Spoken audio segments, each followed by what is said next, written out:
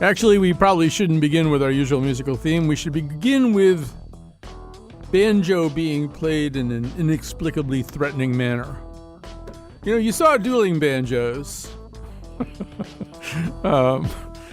This is different. It's different. Can you really threaten somebody by playing the banjo? Well, Benedict Cumberbatch attempts, as a character named Phil Burbank, to do that in the movie The Power of the Dog. We're going to talk about The Power of the Dog right at the start here. As we move along, we'll also talk about our strange yearning for the 70s. I say our. I have no yearning for the 70s, but some people do. Also, should movies have intermissions? An essay that we read, a very brief essay, basically said either make them shorter or let us have a bathroom break. It seems like you're appealing to, Amnesty International or something. Anyway, time to do the nose with James Hanley, co-founder of Cine Studio at Trinity College, and I think perhaps the first nose panelist to be on from Zurich, Switzerland, often considered the Montana of Europe, so very appropriate today, I think. Tracy Wu Fastenberg is a development officer at Connecticut Children's, and before they opine, let's hear a little thing from The Power of the Dog. I want to say something if you have some anxieties about this. This is definitely a spoilable movie, and we'll do more than just endeavor. We will not spoil this movie for you. Although I will also quickly say that I began watching it all over again, and it's really interesting to watch it a second time. I'm not all the way through it, but I definitely will. Anyway, you're going to hear Jesse Plemons as George Burbank, Benedict Cumberbatch as Phil Burbank. The time is 1925. They are brothers living this kind of Ozzie and Harriet life where they sleep in twin beds in the same room. They're probably in their 40s or so. And one of the things that Phil Burbank does not like to do, first of all, he does not like to do all kinds of things, but one of them is bathe, and that is the subject at hand as his brother speaks to him. His nibs will be here for dinner, and the old gent and the old lady. Well, sir, ain't we going into society?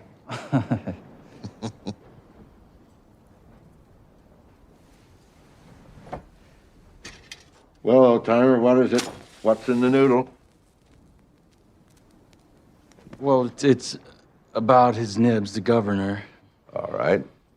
And, well, it's not so much about his nibs, but his nibs' wife, actually.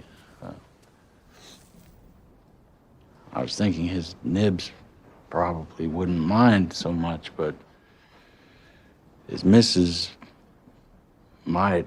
What, for dear Christ's sake? Well, it's sort of a hard thing to say.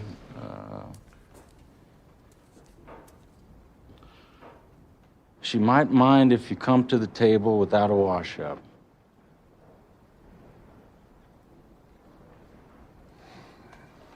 Yeah. All right. So it might be difficult for us to even kind of unpack all the tensions that are in that conversation and many other conversations before I get the panelists going on this. Let me just quickly say, by way of a plot, the movie is kind of not even a triangle or a quadrangle, but I would say kind of a pentangle. It is these two brothers, the more normal, the two brothers, although not much more normal. George Burbank, played by Jesse Plemons, takes to wife a woman played by Kirsten Dunst, who's been running kind of a local restaurant cum boarding house or something, or overnight lodging or something. These guys are both ranchers. They live in a huge house on a cattle ranch. They do cattle drives. But also, as part of the bargain of marrying the lovely Kirsten Dunst, who plays Rose Gordon, is Rose's son, Peter Gordon, played by Kodi Smit-McPhee. He is thin as a rail and pretty ostensibly gay. And Benedict Cumberbatch's character, Phil, is a bully. And yet, so there's your quadrangle, the two brothers, the widow Rose Gordon and her son Peter. I would say it's a pentangle, though, because there is a fifth presence who you never see. His name is Bronco Henry, and you don't see him because he's dead, but he is apparently the mentor of these two boys who have grown up into these two men, and he is this kind of legendary bronco busting, saddle riding. I don't know. I don't know how to do this at all. But anyway, he looms over everything. What Bronco Henry would do or think about any given situation is the subject of great speculation. So, James, you are in the Montana of Europe right now, and we're first of all thrilled to have you. But I'm first of all guessing you saw this on a big screen, knowing your predilections, and I envy you. I mean, I don't really have the guts to go watch a movie on a big screen right now. I bet it's great. Well, actually, yes, I did see it on a big screen. If there was one film this year I wanted to be sure and see on a big screen, that was it. And as it happened, I got one of the last seats in the theater, and we were watching maybe 4 rows back in a theater with a very wide screen. And it really, it's something. It's an intense film to begin with, but seeing it on the big screen, it just was extraordinary. And I think that it was a reminder that cinema in that format, a widescreen format in a large theater, is something that is quite a different animal from anything else. But I have to also say that, the fact is that the vast majority of people are going to see this film on smaller screens. And although it is fantastic on a large screen, it's one of those films that has a beguiling sense of intricacy that seems filled with sort of little trivialities that are focused on, and you're wondering why certain things are being focused on. But Jane Campion is that kind of filmmaker who builds very slowly and puts pieces together, but it's not quite clear how they'll fit. And I think that any way that you watch this film, it's incredibly intense, a real tour de force of cinema, I think. And it's one that you mentioned, you want to see it again. I felt the same way. I wanted to see it again and again for the details of the story unfolding, but the style of filmmaking and the performances, there's just so many aspects of it. All right, so let's swing over to you, Tracy Wu Fastenberg. I mean, just give me your kind of overall sense of this film. I was surprised how much I enjoyed it. I'm not typically, you read the description, I'm not typically a stereotypical Western fan, but it was so much more than that. And it definitely, I would agree with James that just the cinematography of it, the pace of it, it's not a movie that you can sit and do other things while you're watching. It requires your attention because there are so many little hints and little nuances and just really beautiful visual moments as well. And I loved how simple yet complex the characters were. You kind of get this idea that, okay, it's 2 brothers who are cowboys. There's a nice one, there's a mean one. There's this widow, there's her son, but each one has just so many dimensions to it. And it's not always through the dialogue that you get to see it. It's through their actions, it's through visuals. And there are just so many moments throughout that just lend themselves to capturing your attention. And I actually did go back and start watching it again also, because I wanted to. And you catch a lot more that sort of weaves through the story and gives you an idea towards the ending. Yeah, first of all, I think it's a great point that you're making about the way the dialogue isn't necessarily the primary revelatory medium for this movie. And in fact, in looking for clips, I think Jonathan McPants, our producer, found it difficult to find sustained swatches of dialogue that would really kind of work in a freestanding way. I think, Tracy, that would be especially true of Dunst's character, Rose, who doesn't really get very many opportunities to explain herself. This is not particularly a spoiler, but she's one of the people who gets bullied by Phil, the Cumberbatch character, and kind of descends into an alcoholic haze as a way of coping with that and other terrible things that have happened to her in her life. And yet, if you're going to understand Rose, Tracy, I think you're correct that you have to watch Rose as opposed to listen to what she says. Every step of the way, absolutely. And even the way that they make her appear physically, whether she's put together or slightly more unkempt.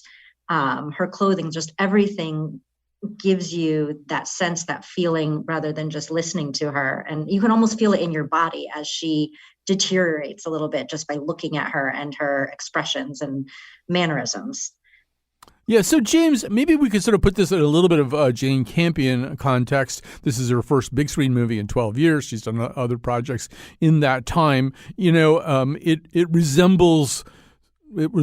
Some people have drawn comparisons to the work of Terrence Malick, particularly Days of Heaven, but it also resembles Jane Campion's work. I mean, in particular, she likes movies where pianos are brought into very wild settings, and I think she has this kind of interesting, both in the piano in this movie, this kind of sense of the tension too between a wild place and then a wild place which is by implication wide open too in a lot of ways, and then the kind of claustrophobic setting within that wild place.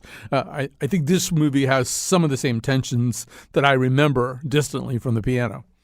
Yeah, that's a very good description, actually. The tensions, it's the way the tensions are expressed. And in the piano, I think the piano sort of represented something that was a communication, a means of communication. It was something that conveyed the sort of the whole theme of the emotions that were being developed. Holly Hunter's character, who is really hard to understand at first, and the piano is a means of understanding her. And in this film, in The Power of the Dog, it is actually sort of observational. You're watching lots of clues, but you also have the extraordinary music soundtrack. I think it's Johnny Greenwood did the music for the film. That contains lots of clues. And what is going on in Jane Campion's films really is delving into what the hidden motivations are and what these characters, there are lots of ways of looking beneath an apparent character in literature or in film. And you can look at their actions, you can see where they come from in terms of their connections in the film. But there's something that is very special to Jane Campion, which is actually exploring the motivations and getting you under the skin of these characters without you realizing some of the time. And I think that that's one of the keys to this film, to Power of the Dog, where Benedict Cumberbatch's character is so intensely burning with something. It's a burning hatred. Is it of himself? What has happened to him? You wonder about the dirt and this sort of visceral celebration of some of the most skin-crawling things that he does. And I think that Jane Campion has an extraordinary ability to bring those things in a way that gets under your skin before you realize it, and you begin to be drawn into the film. And the dialogue, going back to the dialogue is almost unimportant at that point. Yeah. I'm going to follow that up by playing some dialogue right now, but I think we want to talk a little bit about the character of Peter and maybe very especially about the performance by Kodi Smit-McPhee, who seems ideal for a movie like this. He's somebody who can act very expressively without saying very much. But here are Benedict Cumberbatch's character Phil and Kodi Smit-McPhee's character Peter with a little back and forth. You got any boots? Yes. You should wear them. Don't let your mom make a sissy of you. There's a cliff way out back of the ranch with initials in 1805 carved into it. Must have been some fella from the Lewis and Clark expedition. They were real men in those days. What say just you and me go out for a couple of days? Find those trails and follow them to the end. I'd be surprised if there were gold or precious minerals in them there rocks. Do many of the calves die from wolves? There's always a few that get tore up or hamstrung or die of anthrax. Call it Black Lake. You know, you talk like a Victrola record. You know that? No.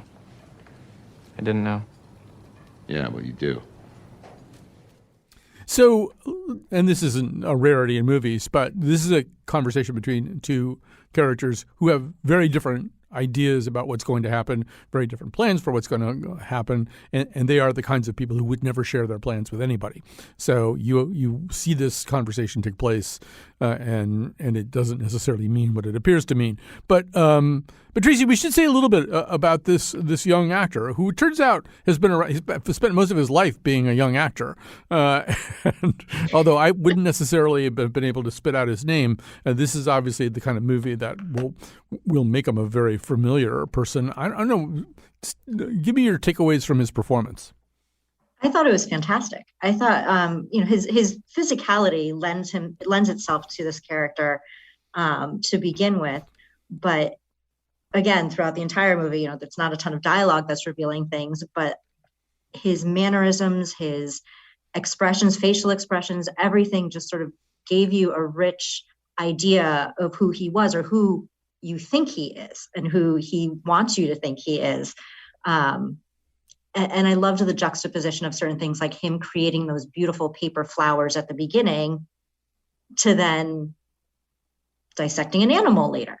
And just sort of these very different visuals of him and him enjoying it. And he's so cerebral and intelligent, and he's very self-aware. He's aware of that he's a little unique, a little different, and he doesn't really seem to care. It bothers him to some extent at the beginning, but he seems to really toughen up towards the end. And just seeing that develop with the actor was really enjoyable to watch. I don't know. I hope to see him in other things. And like you, I didn't recognize him from anything. I had to look him up and was like, oh, he's been in a bunch of stuff.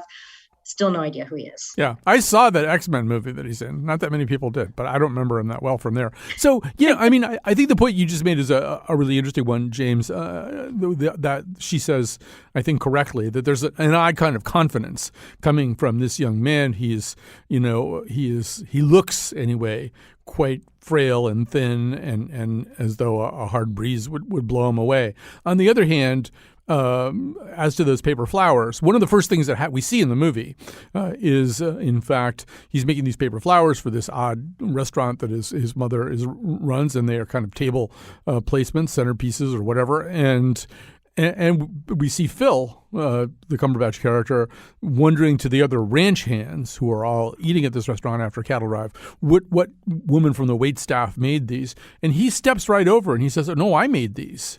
And he kind of explains why he made those. And I don't know, you could go back, James, and read that scene a lot of different ways. But it's an interesting thing because he knows what environment he's in. This is a bunch of ranch hands. You're going to say to them that you're the one who made the paper flowers. I mean, it starts the whole cascade of bullying, but maybe it starts some other things as well. Well, yes, I think it does. I mean, I think that Kodi Smit-McPhee as an actor is extraordinary too. I agree with that. He manages to create the ethos around that character, first of effeminacy and delicacy, and the implication is that he's going to be a victim. And I think that's one of the ideas that Jane Campion has always played with: who is a victim and who is not, and who is capable of defending themselves. And the stereotype, of course, of effeminacy and somebody who's gay, and the stereotype is that they're weak and they're going to be bullied and destroyed, and that actually that's not always the case, that this is something that there are implications in his character, that he knows who he is and he likes who he is, and he doesn't conform to the stereotypes of that this is delicacy or this is something that he's really feminine.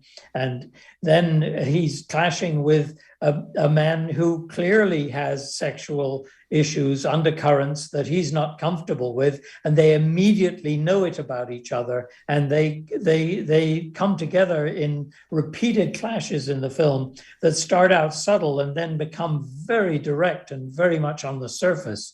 And it's an extraordinary exploration of the nature of sexual identity and the nature of who can be a victim and what is bullying. And how do you defend against bullying? All of these things are sort of cascade of consequences of these interaction of these characters. And Kodi Smit-McPhee is extraordinary in his portrayal of sort of one stereotype in some ways of a young man who seems effeminate. And on the other hand is the astounding, towering insecurity of Benedict Cumberbatch's character, and how he expresses that and is so vicious and such an intolerable bully, and yet he is so weak. And it's just an extraordinary thing. And it's the very bullying, it's the very fear of his own identity, which has made him weak. Yeah, there's a scene, once again, very early in the movie where he realizes that his brother George is either going to marry the widow Gordon or already has. I can't remember which. But already has. Yeah, you see a moment of just incredible fear in the face of this sort of, self-stylized tough guy. The fear of change, the upsetting of this kind of angle of repose that he and his brother have found as kind of, permanent bachelor ranchers. Like whatever equilibrium he's been able to introduce in his turbulent life is about to be blown up. And so, it's probably worth saying something about the Cumberbatch casting and the Cumberbatch performance. This is not Sherlock Holmes, and it's not Doctor Strange, and it's not any of the other things you might associate him with. It's not just a matter of transforming himself into an American. My understanding is he really did learn to ride and rope and do all this kind of Phil Burbank kind of stuff. And yet, Tracy, anytime somebody like Cumberbatch does something like this, we kind of come in with our antennae up, right? Is he going to be able to shed all of the things that we associate him with and get into the role in a way that doesn't keep feeling like, oh, here's Benedict Cumberbatch doing something kind of way outside his normal comfort zone? How successful do you think this is? I actually thought it was, because I will be honest, when I first looked up the movie, first saw the cast, and I think, we discussed this, that I know Jesse Plemons, he's in my head as Todd from Breaking Bad, and we can go on and where he should be really, iconicized in our minds of what character. But because of that, and because of my idea of Cumberbatch, I thought the role of the bad guy, good guy was going to be reversed, honestly. And then when it turned out to be the other way, I definitely had to adjust my thinking towards it. But it didn't take as long as I would have expected. And I was actually surprised by that, to be able to see him in this sort of like gritty American, character. I thought he did a great job. I'm sure there are moments where I was kind of like, don't really buy it here, but I was much more surprised at how much I bought it and was absorbed by it than I would have anticipated. Right. I rarely tell panelists that they're wrong about anything, but Jesse Plemons' breakthrough role was, of course, as Landry in Friday Night Lights, and that's him playing a very sympathetic character. He can do these negative characters. He plays this contemptible, oily, greasy FBI agent in Judas and the Black Messiah. Yes. And on the other hand, he plays this kind of fumbling guy who's just at odds with reality in I'm Thinking of Ending Things. There are a lot of dimensions to what he can do. But yeah, for Cumberbatch, I think it's more of a stretch. He's played a lot of different roles, but we have a certain idea of who he is, and it's not as an American. So what about that, James? What was your take? How successful was Cumberbatch in making us forget who he was? Well, I found it really dramatically very successful. I have to say, when I first read about the casting, and I generally try and not read too much in detail about a film coming out, especially from a director, somebody like Jane Campion. I really want to sort of see it cold. But when I read about the casting, I thought, really? And it just sounded like, for somebody who's so strongly a personality within the parts he plays up until now. I think of things like the National Theatre, Frankenstein, playing both roles in that, as well as Sherlock Holmes. But he just seemed to be such a strong personality who would sort of break through the character that would be needed for Thomas Savage's story. But I'll tell you what changed my mind. I saw a trailer for the film. And at the end of the trailer, he just stares right at the camera and whistles. And the theater is dead quiet at that point. And he looks, the piercing look on his face. At that moment, I thought, I have to see this. This is really amazing. So when I saw the film, I just felt that he really had become somebody else. Apparently, he did very viscerally. I mean, he didn't wash for days, apparently, and lots of things like that. I guess you could quarrel with that in some ways. Recently, there have been some articles written about that. But on the whole, I just thought he was so immersed in that character. But he's not the only one. They all are immersed, even the relatively minor characters. It's an extraordinary feat that could happen. All right. We're going to have to stop there and let you linger with the image of the perpetually unwashed Benedict Cumberbatch. But the movie is The Power of the Dog. It is available right now on Netflix, or ideally on a big screen if you've got the gumption for it. And either way, I think we all agree you're in for something very, very interesting. One of the really memorable 2021 films. We'll take a break. We'll come back. We'll talk about more.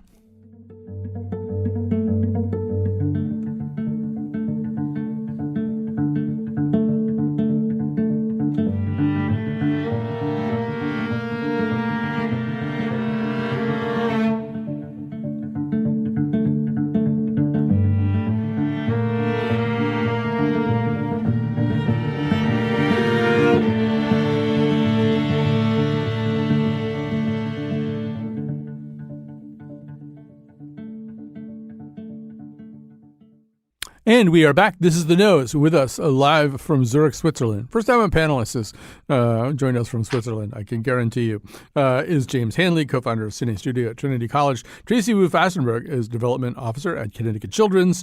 We are going to talk a little bit about the movie Intermission. We read a short essay pleading for either the return of the intermission in movies or shorter movies. The two options. And yes, movies are getting very, very long. I don't know, James, as somebody who knows more about movie theaters than anybody I've ever met, I don't think we've ever talked about intermissions, but you and I are both old enough to remember movies that had intermissions, and it was a commonplace. So I don't know, just give me your take on it, and maybe also help the younger folk like Tracy understand the good old days when they had them. Well, many films, particularly epic films, one that comes to mind would be 2001: A Space Odyssey or Lawrence of Arabia. Those films were called in the 70s, 60s, 70s, and 80s even. They were called road shows. And those were those played theaters sometimes for months on end. They were films that were usually well over 2 hours, and they would have a planned intermission that the director had participated in. In other words, the film would be organized essentially into 2 chapters. And so when the intermission slide came up on screen, the music would come to a crescendo and the curtain would close. Yes, the curtain.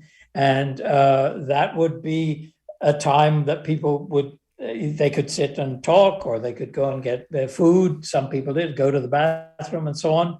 And then the film would start its second half often with another overture, because these films it's hard to describe the sense of occasion that surrounded them.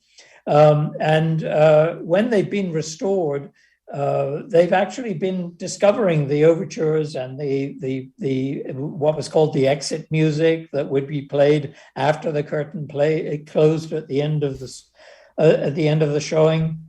And I think that those films had a status in the market that very few films have now. They played for months on end, so people knew about them much more. That's one of my fears about films like The Power of the Dog, is that because of its status on streaming, it comes and goes in a flash.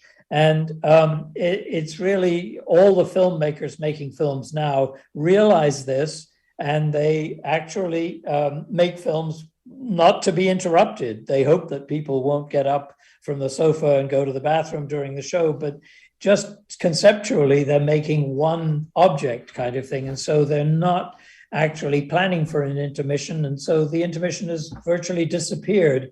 But intermissions did have an important dramatic function in the past. I'm not sure that you'll see them come back again because there are all sorts of other pressures that in terms of time, the number of showings that can be fitted into a program in a complex of theaters. And of course, you've also got on the other hand, you'd think that the theater owners actually would have enjoyed the intermission continuing because it made them buy more food. Yeah, it made me think this whole thing. It's funny that you should say that.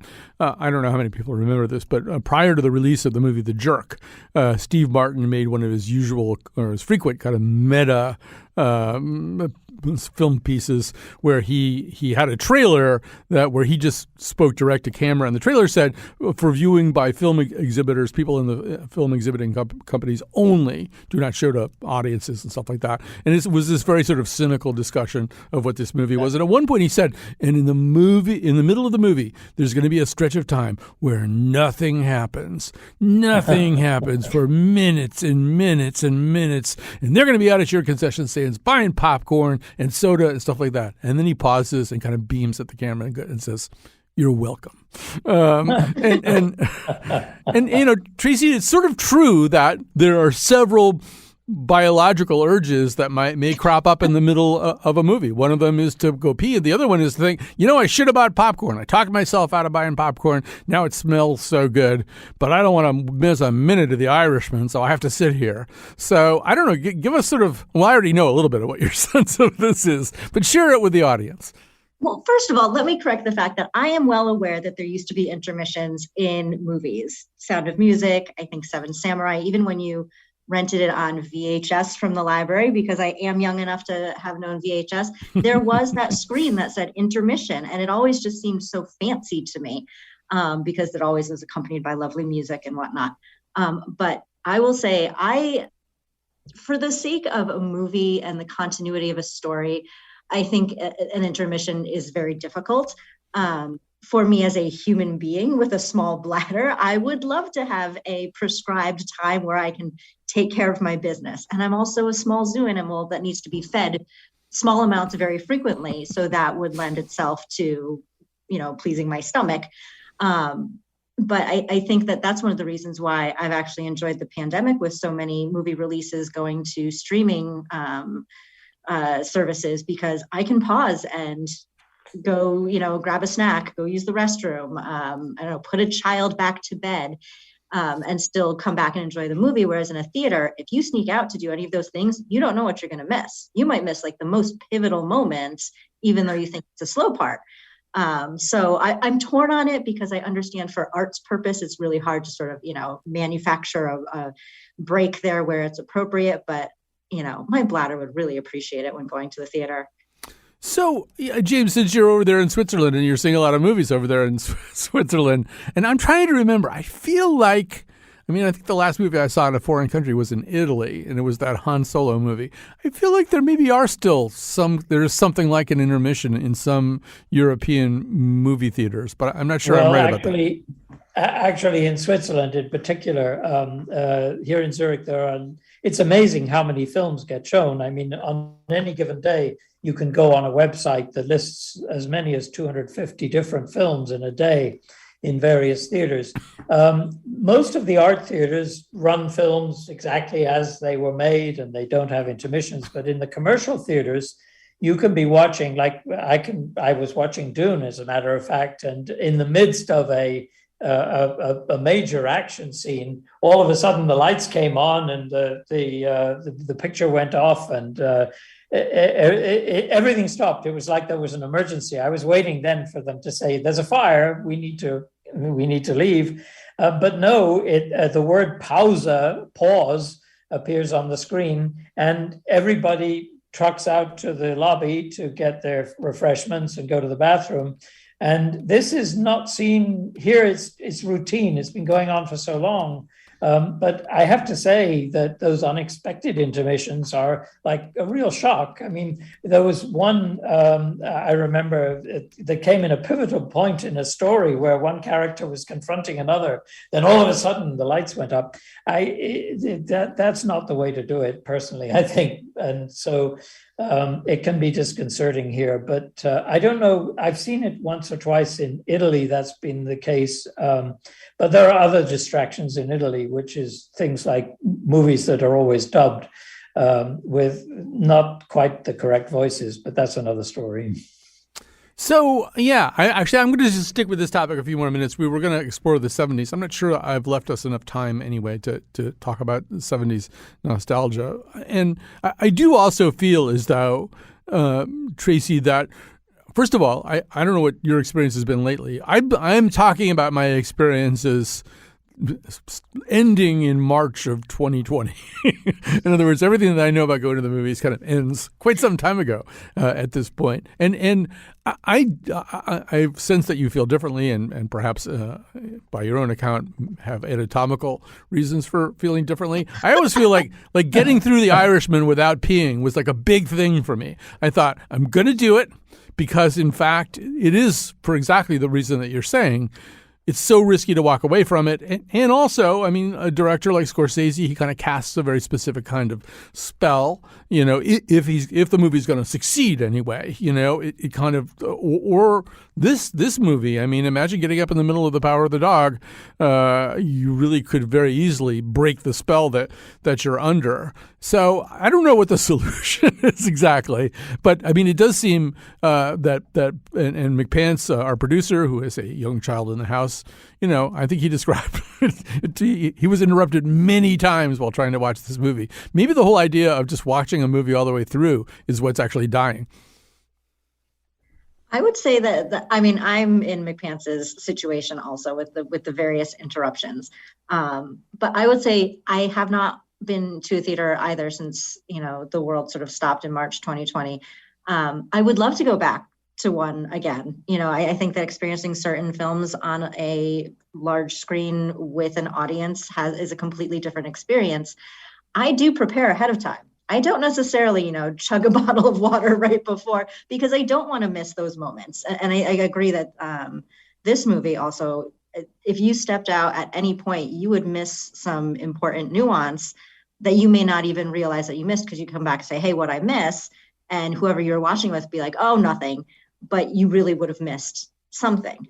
So, I mean, I have my own personal bladder needs, you know, or snacking needs. But I think as a whole that it's certainly not something that's going to take hold here. I can imagine that if anybody had stopped Dune at one of the fighting scenes here, that there would be anarchy. It would not have been met with just the placid going to get snacks. Well, James, I also want to say that Trinity Cine Studio is particularly a test of one's feelings about this whole thing, because the men's room is upstairs. I mean, you really, right?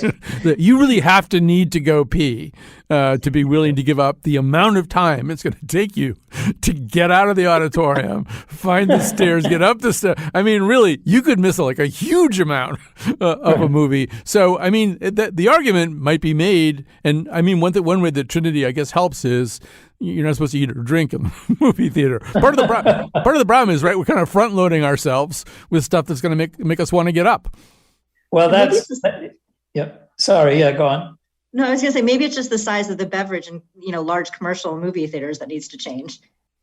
Yeah, that is a thing, really. And I have to say, I do sympathize. You know, obviously, you know, when you have kids and you have the personal needs that you really can't accommodate these 2 hours or 3 hours of a film, I really do sympathize with that. I don't think there's really any answer to it. I do think that when you watch a film episodically, any film really, it does alter it somewhat, because you are changing the attention pattern. But it works the other way too, which is, I think that filmmakers are aware that that producers, not so much filmmakers per se, but producers are terrified of people switching over to something else. And so this has really influenced a lot of mainstream films in terms of their episodic nature, that they have to have repeated peaks of action or peaks of songs or whatever, and they are actually starting to be paced to actually discourage people from leaving or from switching or from taking a break. So there's all sorts of complex influences going on there. But I would say, thinking particularly of Jane Campion's work, that if you can experience it unbroken and in a theater, then I think that it's something that really it is something very special for that reason. But you can also watch it on streaming, but it is different. I think there's no question that and there are other technical reasons why it's different too. The way the picture is displayed, for example, the density of the image, the color, and there are lots of technical things I won't go into, but it is a different experience. But you still do get the story and you do experience it to a certain extent. One last thing I was going to say, about going to see things in the theater. One thing is, if you go in a theater which is very large and has a high ceiling, and it's well ventilated, I should say Cine Studio really is, there are quite a few theaters like that, where the safety of actually going to see movies is actually quite high because the audiences are not that big. They're not crowded places, and they are well ventilated. So I realize that obviously some people can't take that risk, but it is possible to find a place to actually see a film in, I think, in relatively safe conditions. Important. Masked, of course. Yes. Important point. Yeah, I just would quickly observe that since we came back to Campion, one of the things that Campion wound up doing in the intervening 12 years between her last two big screen movies is work in the TV miniseries format. I do feel like one of the ways directors, creators, auteurs respond to some of the things we've just been talking about is like, okay, I'll make something that's chopped up in 7 parts, by its very nature. And that'll allow me to do a different kind of narration as well. All right, so we have to stop there, so we'll have time to make some recommendations on the other side, which we will do.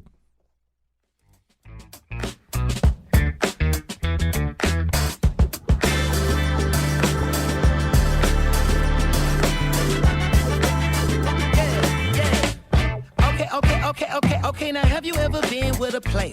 Take you downtown where they treat me like the mayor. Take you to the crib where you take it upstairs. What's upstairs? I'ma show you later. Don't need a spatula, everything catered. Extra flavor. Go ahead, sprinkle some truffle on your mashed potatoes. I'm trying to love you. Is you gonna love me back? You only get what you give. Ain't you heard of that? Look here, I don't ask for much. You know what I want. I just want what's fair. I'll bring that fire and desire, baby. All you gotta do is meet me halfway there. I deserve to be with somebody. And we are back, and thanks to Dylan Reyes and Kat Pastor, our co-technical producers here on The Nose today, and to Jonathan McPants, who always produces The Nose whenever he possibly can, which is almost all the time. Our panelists today, Tracy Wu-Fastenberg, James Hanley, they're going to make some recommendations to you right now. James, why don't you start us off? A couple of things. I just recently, when I was walking around West Hartford, we revisited Christian Gehami's restaurant Arugula, which has been around for so many years.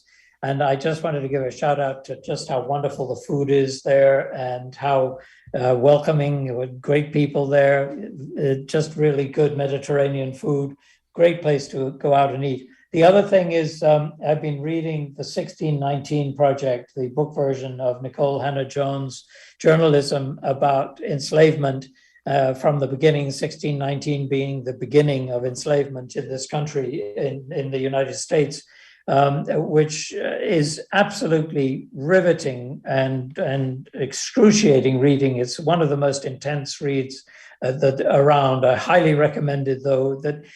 There's so many things in it that I didn't know. Just an extraordinary piece of writing. The 1619 Project and Nicole Hannah-Jones. 2 very good recommendations. Thanks very much. Tracy Wu-Fastenberg, what do you have for us? So today is actually PJ Day, where lots of folks across the state are in their pajamas, myself included. Very glad camera's not on here, to support Connecticut Children's and all that we do with pediatric cancer. And just wanted to thank everybody who's doing that, and also remind folks that the end of the calendar year is coming. So make your donations to the nonprofits that you love and support. It's been a tough year, whether it's in the arts and culture, direct services, conservation, whatever it is. All of the nonprofits that do the work have had a tough pandemic, just like all of us. So if you are able to, please make those gifts. And then also Clocktown Brewery in Thomaston. We decided to go there, take a little family journey. The beer was good. They had outdoor heated tents because we're not dining inside with tiny ones. And so it was worth the trip to kind of have a different kind of excursion from, we're in the Hartford area. So, and service was great. Food was good. Just a fun time. All right. Also, great recommendations. I think all of mine are going to be musical. I'll just quickly say you heard us go out of that break, the last break we went into with something from the Silk Sonic Project. We thought we were going to talk about the 1970s. This Silk Sonic Project involves Bruno Mars and Anderson .Paak and a lot of costumery and gleeful posing, kind of as in a manner meant to evoke some of the soul performances of the 1970s in particular. It's terrific. I mean, I'm a big fan of both of these performers. I love Bruno Mars, who doesn't, and Anderson .Paak over the last 3 or 4 years has been a lot of fun for me, and also very powerful to me with songs like King James. So anyway, that's really fun. Enjoy it. Watch the videos. You have to watch the videos because it's like a lot of it's about the look of everything. Speaking of music, I want to mention a series called a BBC podcast series called Soul Music. It was written up in the New Yorker in the most recent issue, I think. It's been around for a long time, actually. And what they do is they take a song and then they find 4 or 5 people, typically not musicians, people just living their lives, to whom the song is really important. An example would be they took the song The Boxer by Simon and Garfunkel. They found an Irish boxer who wound up boxing against Evander Holyfield. I mean, he was at least sort of at that level, although he did not win that fight, and basically had kind of a sad ending to his career. They found a boxer. They found the family, the daughter in particular of Leonard Nimoy, who was apparently somewhat obsessed with that song. They found 2 other people with whom that song really resonated, and then they sort of intercut the interviews. So the people are kind of popping in and popping back out, talking about ways. And one of them is the victim of parental abuse. So the boxer had a kind of a different meaning. Anyway, terrific, called Soul Music. Just pick a song that you care about from the menu there, and they'll do a great job. Lastly, we're going to end on a note of sadness. Mike Nesmith, who was one of the 2 surviving monkeys. We're down to 1 monkey. Mike Nesmith died today, or at least the news came out today. We are going to do a show about the monkeys probably in 2022, but right now we'd like to end with this is, by the way, a terrific album from 1967, Pisces, Aquarius, and Jones Limited, and like all the songs are really good. This is one of Mike's better vocals. Through the endless days and nights we waited for a shining new tomorrow. Love was sleeping.